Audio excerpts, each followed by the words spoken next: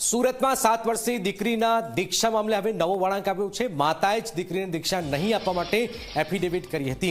માતાએ કોર્ટમાં કરી હતી એફિડેવિટ। પિતાએ માતાને બદનામ કરવા માટે અરજી કર્યાનું વકીલે જણાવ્યું છે। પબ્લિસિટી સ્ટન્ટ માટે આ અરજી કરી હોવાનું વકીલે જણાવ્યું છે।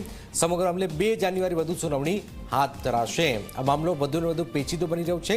શું છે આખો મામલો તો એ પણ જણાવી દઈએ કે જે 7 વર્ષની જે દીકરી જે છે એની માતા ઈચ્છતી હતી કે એની દીકરી દીક્ષા લે। कार्यक्रम पर नक्की करायो तो आ स्थिति वच्चे पिता ए दीक्षा माटे मानवा तैयार न था। मामलो कोर्ट में पहुंचो। पिताए कोर्ट में अरजी करी अने आखरे आ दीक्षा पर रोक लगावाई छे कोर्टे।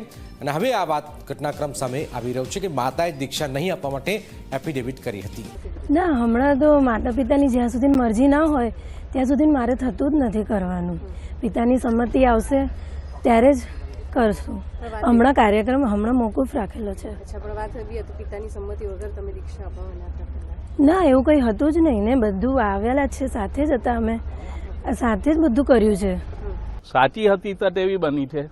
अमने नोटिस बधी अमे काले 11:15 वागे नामदार कोर्ट रूबरू अमारी स्वेच्छित एफिडेविट लईने हाजर थया छे। एफिडेविट पर अमे एवुं डिक्लेर कर्युं छे कि अमे आવો કોઈ દીક્ષાનો કાર્યક્રમ કરનાર નથી અને તમામ કાર્યક્રમો અમે મોકૂફ રાખેલા છે। અને નામદાર કોર્ટ તરફથી ત્યારબાદ મેટર સ્ટ્રેટ વે એડજોર્ન કરવામાં આવી છે। એટલે કોઈ દીક્ષા પર નામદાર કોર્ટે મનાઈ ફરમાવ્યું હોય એવો કોઈ હુકમ અમલમાં નથી। જે ખોટું બ્રીફિંગ કરવામાં આવ્યું છે એ જૈન સમાજને કદાચ બદનામ કરવા માટે અથવા પ્રેશર ઊભું કરવા માટે આવા સમાચારો પ્રસિદ્ધ થયા એવું મારું માનવું છે।